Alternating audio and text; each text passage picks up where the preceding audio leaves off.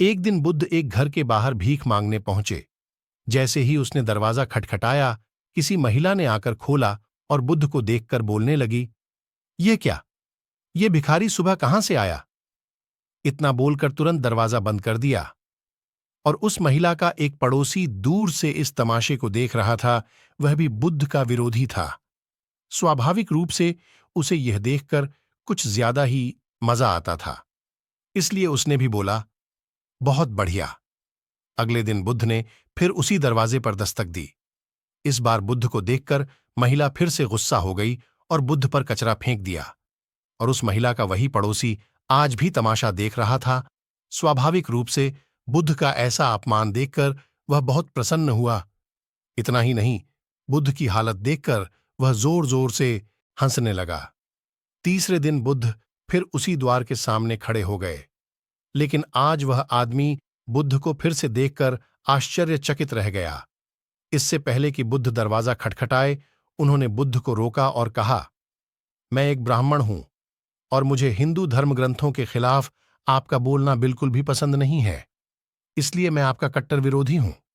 तो आपका अपमान देखकर मुझे खुशी होती है, लेकिन आज इस दरवाजे पर तीसरी बार खड़ा होना मुझे फिर से हैरान कर देने वाला है। मैं आपसे पूछना चाहता हूं कि आप आज फिर यहां भीख मांगने क्यों आए, जबकि यह महिला 2 दिनों से आपका अपमान कर रही है। बुद्ध ने मुस्कुराते हुए कहा, यह आश्चर्य करने की बात नहीं है। आप चकित हैं क्योंकि आपको मानव मनोविज्ञान का कोई अनुभव नहीं है। किसी का अपमान करना या किसी पर कूड़ा फेंकना भी कुछ देना होता है। हर अपाकर्षण आकर्षण का ही एक रूप है।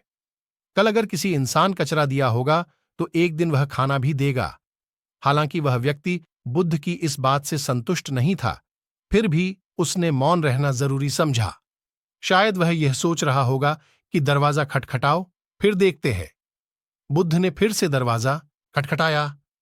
संयोग से उसी स्त्री ने आज फिर दरवाजा खोला और आज तो बुद्ध के सामने उसका क्रोध 7वें आसमान पर पहुंच गया और सही में उसे मारने के लिए हाथ में झाड़ू ले लिया।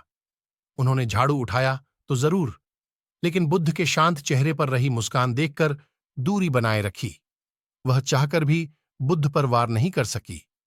वह बुद्ध के चेहरे पर रही शुद्ध मुस्कान से इतनी प्रभावित हो गई कि उसने झाड़ू फेंक दी और तुरंत अंदर भाग गई और बुद्ध को देने के लिए रोटी ले आई।